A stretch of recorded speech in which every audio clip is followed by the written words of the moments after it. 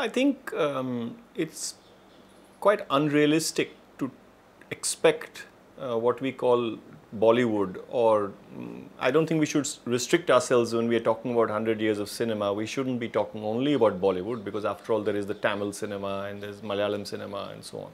But I think what unites all of them when we speak of that genre of filmmaking is that it's commercial cinema. And I think, to have expectations of a certain sort of any kind of politics, and especially radical politics, coming out of a system which is essentially constructed around money, I think it's an unrealistic assumption, I think that it's something which will never be fulfilled. After all, when we see, if you look at America and you look at Hollywood, there are films that question the status quo in America, but they don't come out of the studio system, because that studio system is like Bollywood. It's all about money. It's about somebody is going to invest money. Now, the sum of money may not be 100 crores like in a big feature film. It could be 5 crores. But I mean, who's going to give you 5 crores and not expect returns? So I think the key to understanding the limitations of commercial cinema, whether it's out of Bollywood or Chennai or Trivandrum or Calcutta, is that essentially it's about money, And I think there was a brief period in the 70s and 80s when what used to be called the Film Finance Corporation and later the National Film Development Corporation tried to slip in and support what was called alternative cinema. It was an interesting experiment, but doomed to fail, because here you had films which were meant to sort of push the boundaries of what we are talking about. They were meant to take on themes of the countryside, about what was happening in villages, but it was funded by the government, and the government was happy to give a little bit of money to allow these films to be made, but they put nothing into the distribution of those films. And I'm not surprised, because some of those films were, in their own way, quite radical in their questioning of what was going on.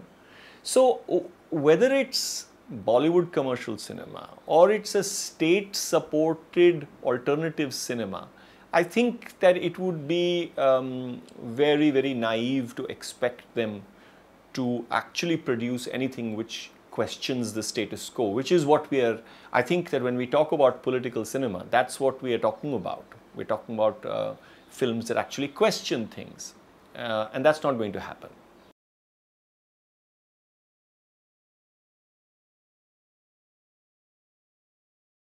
I don't think that you could say that what comes out of this huge machine of the commercial cinema is all commercial and art. But yes, I would argue that when they turn to themes which are real, then it is very instrumental. They're not really interested in what is happening in vis-a-vis the issue of Maoists in central India, although a spate of films will be made on that subject. They're not really interested in what's happening in Kashmir, although a series of films will emerge which has got Kashmir as a backdrop. What they are doing is that they are kind of buying into the excitement that surrounds some of these things. And you also know that once that excitement is kind of leached out, then they'll move on to something else, So I think that we are seeing films which sort of try in their own way to deal with issues of urgency in India today. But it's always a bit half-hearted. It's like somebody trying to wear somebody else's clothes, You borrow the landscape, but your heart is still in the, in wanting to put in a song and dance number, or to actually say it's actually about a romance, or it's actually about a love story. So I think once again we run into a bit of a wall. However, having said that, I would say that there are films, Prakash Jha has made a new film which is set, Chakravyuh, which is set in, apparently in the Maoist movement, or you have a film like Diwakar Banerjee's Shanghai. Of course, these are not perfect films, but I mean, I would say that if people are going to go into a multiplex and watch films that begin to at least normalize some of these ideas, the ideas of an SEZ, or the idea of mining companies taking over land. I'm not saying that these films are going to offer a complete or an alternative understanding, but I'm glad that even if they're doing it in a, let's say, half-hearted sort of way, they still are addressing issues of urgency. So, I mean, I would welcome that. I mean, I would rather welcome that than the complete absence of the depiction of these spaces. I mean, even Kashmir, with all the problems I have with Bollywood's depiction of Kashmir, it has to be said that over a period of time, what used to be completely unspoken about gradually is coming into the the umbra of the light. So we are beginning to see it, and I think it's not our. I don't see myself as wanting to take a critical position towards that kind of filmmaking practice. I think it's great. I think that other people should push the envelope further. That's the job of independent cinema. That is not the job of commercial cinema, because as we spoke about it, there it's money is what makes the meter tick.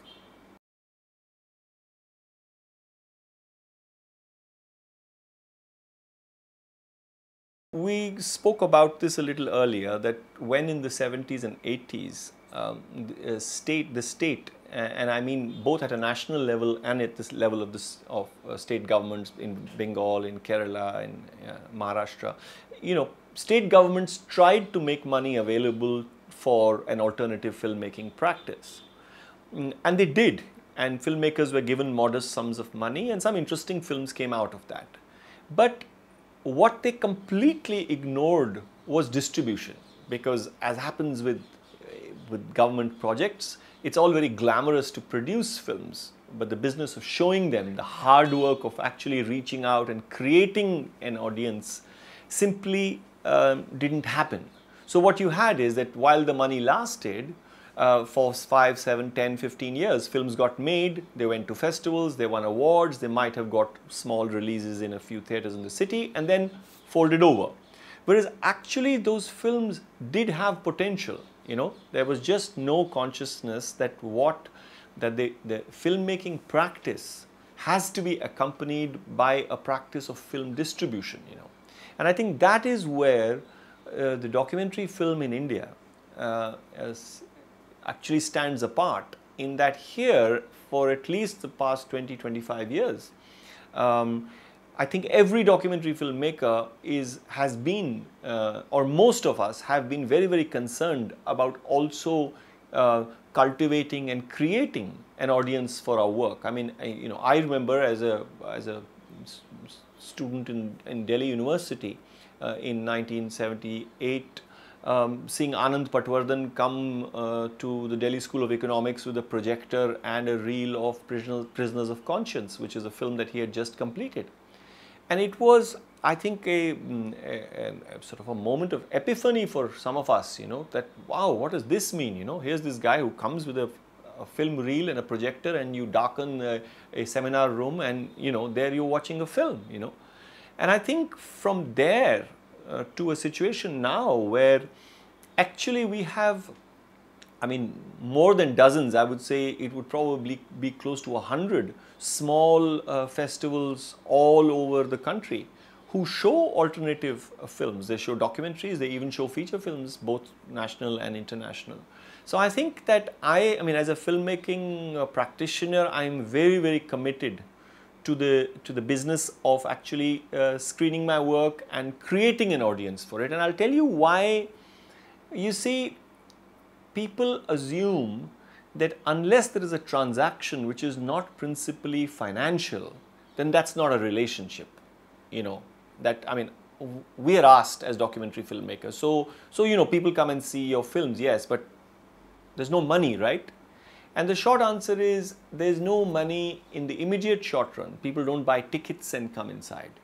But I've seen over 10 years, people come in to watch a film, and as they step out, they all, or not all, but many of them are ready to buy DVDs, you know, because they feel that they've experienced something which is valuable for them and that they want to share it with somebody. And so in dribs and drabs, many of us now find that, you know, we begin to actually see money come back from these screenings, even if they are non-commercial, non-ticketed screenings.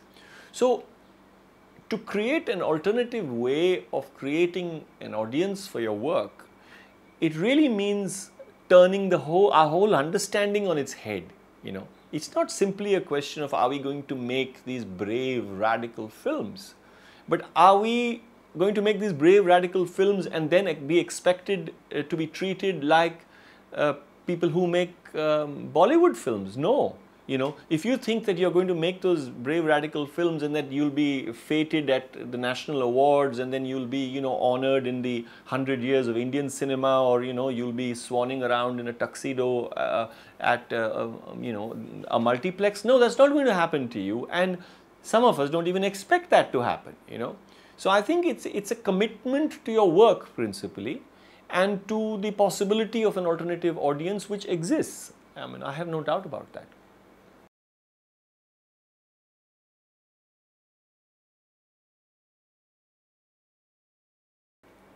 No, I think that, I mean, from the 50s onwards, there has always been, filmmakers have been political people, film writers, film lyricists.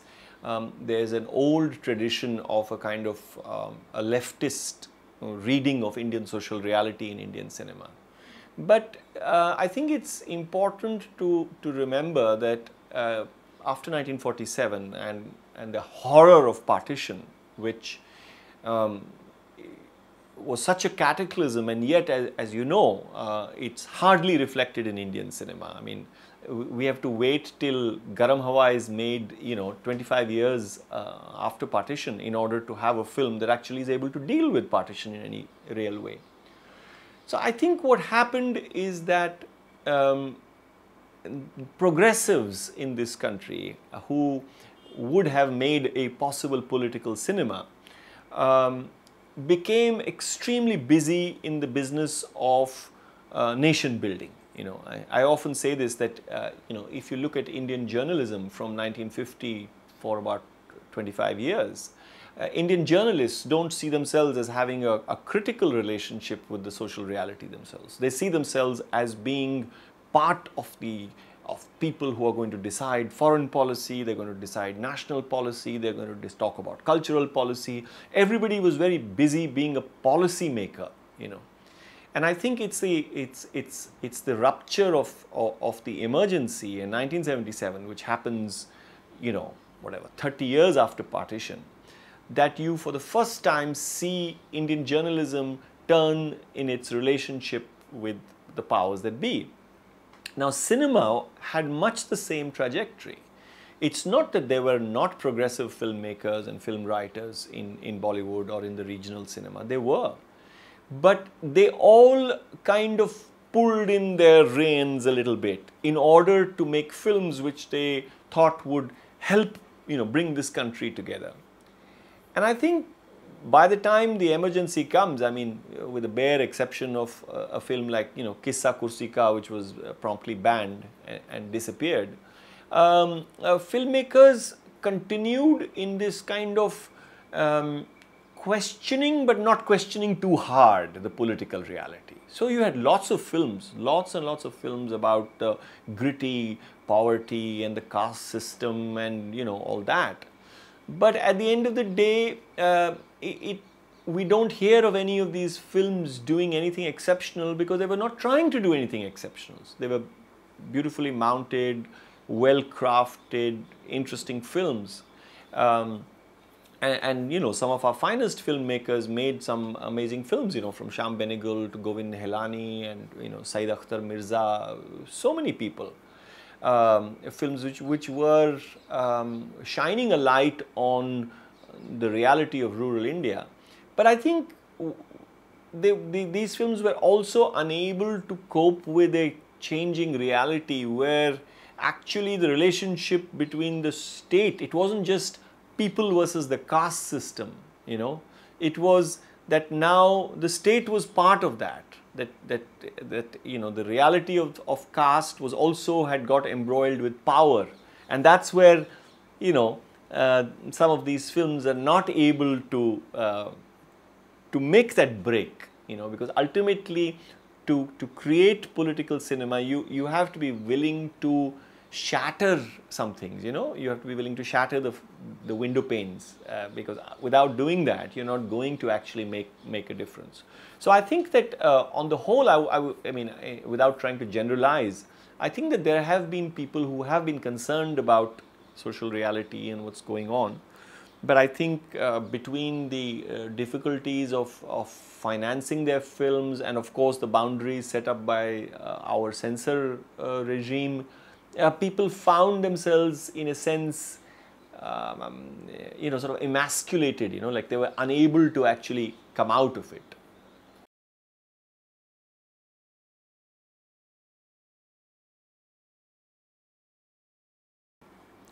You see, I don't think that a cinema or any of the arts are actually going to be the trigger for some enormous sort of revolutionary moment, you know. Nothing is actually, not even the formation of political parties or trade unions or activist groups. None of these in isolation I have that strength, you know.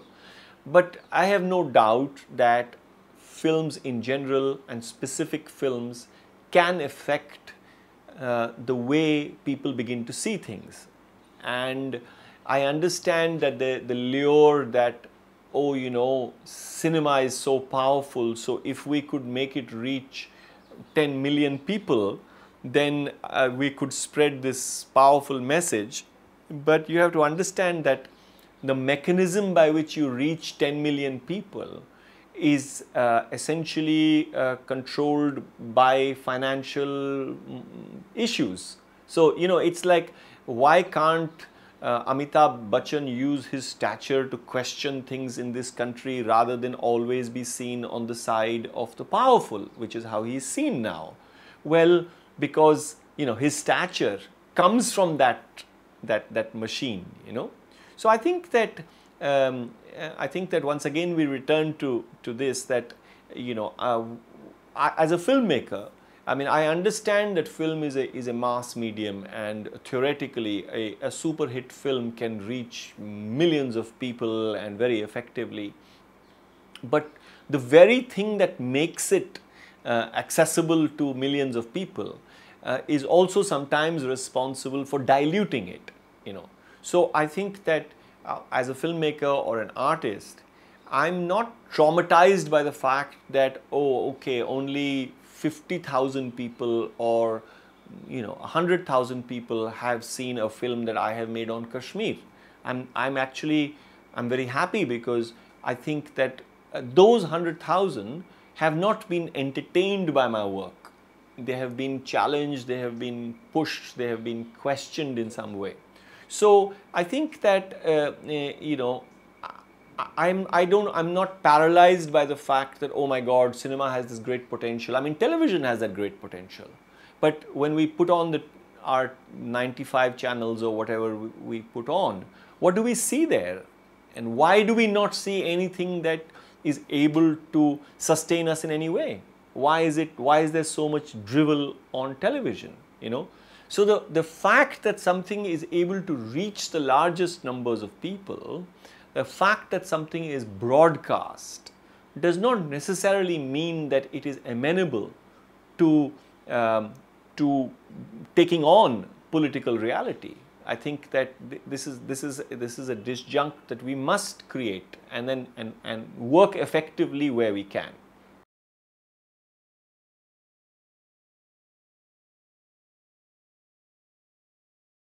I mean, I would have to be very whimsical and eccentric in my choice of a film that I see as embodying a certain kind of resistant narrative, I would pick something like Kundan Shah's Jaane Bhi Do Yaro, you know, because it's a funny film, but it has a kind of black humor with which it's not self-consciously dressed up as something that is questioning everything and it's so political. It's not. But in the way that cinema is configured, I think that it did set up, and I mean, I grew up around the time that a film like Jaane Bhi Do Yaro was released, and I know that for us it was very exciting because it made you look at the world in a slightly different way, and I think that's what's important, whether you do it through satire or humor, or you do it through a documentary film, which is really much more the kind of stuff that I was more attuned to. That's where my questioning was answered, not from the products of the commercial cinema, unfortunately.